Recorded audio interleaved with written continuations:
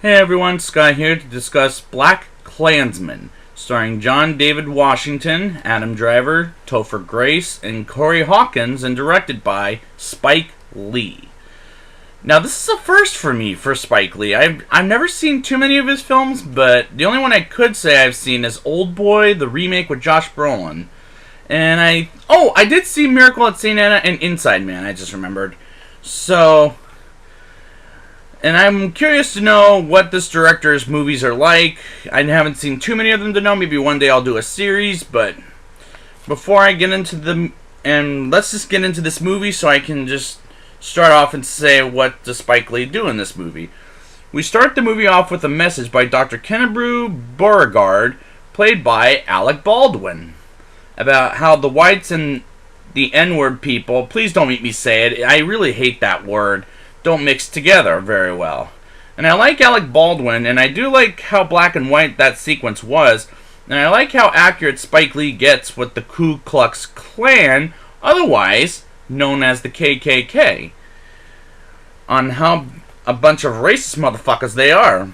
Ron Stallworth, played by Denzel Washington's son, John David, signs up for the Colorado Springs Police Department, and that's rather shocking in the early 1970s. But I do like the character as he starts up in the file room and meets a racist cop named Master Patrolman Andy Landers, who picks on Ron for being black.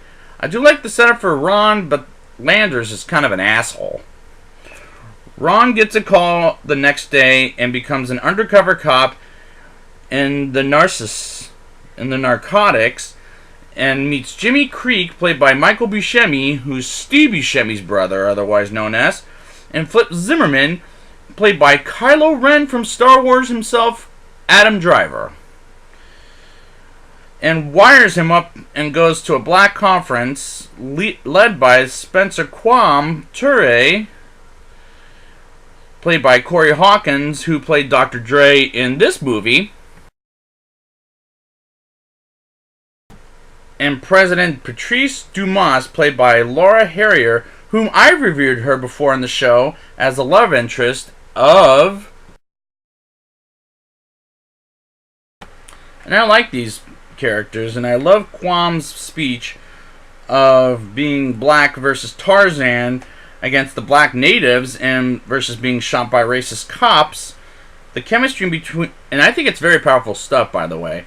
And the chemistry between Ron and Patrice was beautifully done by the two actors, and we believe in their relationship in this movie. At least I did. I really do like the editing of this movie. I think it's very well done, and I've got to give credit to Barry Alexander Brown, who's the editor of this movie. And the screenplay can be rather hysterical at times, in a good way, I must confess. Ron calls the KKK and leaves a message with them, and 10 seconds later they call back on Ron, and Ron uses his real name and talks with Walter Breachway and arranges a meeting with him on Friday night, and I love that scene, the way it's acted, and it's absolutely hilarious. And I like how the sequence processes with putting Flip, who's Jewish, might I add, and remember the KKK also hates the Jewish people, goes undercover as Ron Stallworth. It was just fucking great. Just great. It's funny and great.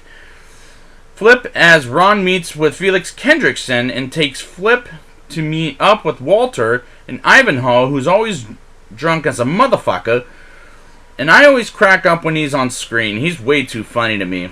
Felix's wife Connie says when we're first introduced to her that she'll do something for the Klan, and that'll come back later in the movie. And Felix finds Flip suspicious and thinks he's Jewish and almost makes Flip take a lie detector test until Ron breaks a window and Flip purposefully shoots and misses every single shot, which rather an intense sequence in my opinion. But I mean, it's an intense movie. What do you want me to tell you? David Duke, played by Eric Foreman himself from the 70s show Topher Grace, talks with Ron over the phone, and he gets his membership card from the KKK. And I love Topher Grace in this movie. He is hysterical. Not Eric Foreman hysterical, but David Duke hysterical. Well, he's not a hysterical person. He's a racist. I know that much. But Felix tries to find Ron, who's played by Flip, aka they're undercover, but let's keep going. And goes to the apartment and sees Ron with Patrice in Ron's own apartment, and lets Flip know he has a twin. And I felt, oh fuck, he's completely fucked now. But Flip says he's off the phone book, and thank God Flip has Ron is safe now. Flip has Ron explain himself, and that scared the hell out of me. Walter retires from being the head of the clan and nominates Flip as Ron, whom they just met, and that felt a little too automatic of Walter nominating him, because Ivan is drunk out of his fucking mind, and Felix is a psychopath anyways, so why nominate those two anyways? Even though Flip did just walk in, he's the most chill out of anybody. It was a smart choice of this move for the movie. The clan makes Connie put C4 in Patrice's mailbox as a plan, and Ron gets assigned to protect David Duke as he goes to the ceremony for the KKK, and they put on the film as the ceremony goes for the original Birth of a Nation, which was remade about a couple of years ago. And I said remade, and this is the black and white one that they're watching, which works for the best. Meanwhile, Flip has the ceremony and a guy who Flip arrested a few years earlier, and that's when they're almost fucked to the point of death. That felt very intense. Patrice is at the Black Revolution Civil Rights, and as she goes on the way home, Ron finds out the plan of bombing Patrice's home and races to her place, and Connie tries to plant the C4 at her place in her mailbox. And Ron stops as two cops arrive to stop Connie, and Flip stops the two dumbass cops from arresting the wrong person, which they arrested Ron at first. And the C4 explodes, and with Connie gets arrested, and they stop the clan from their plan to happen, and they also arrest Landers for sexually harassed Patrice earlier in the film. And I thought the first sequence was intense, but the second sequence was great and hysterical.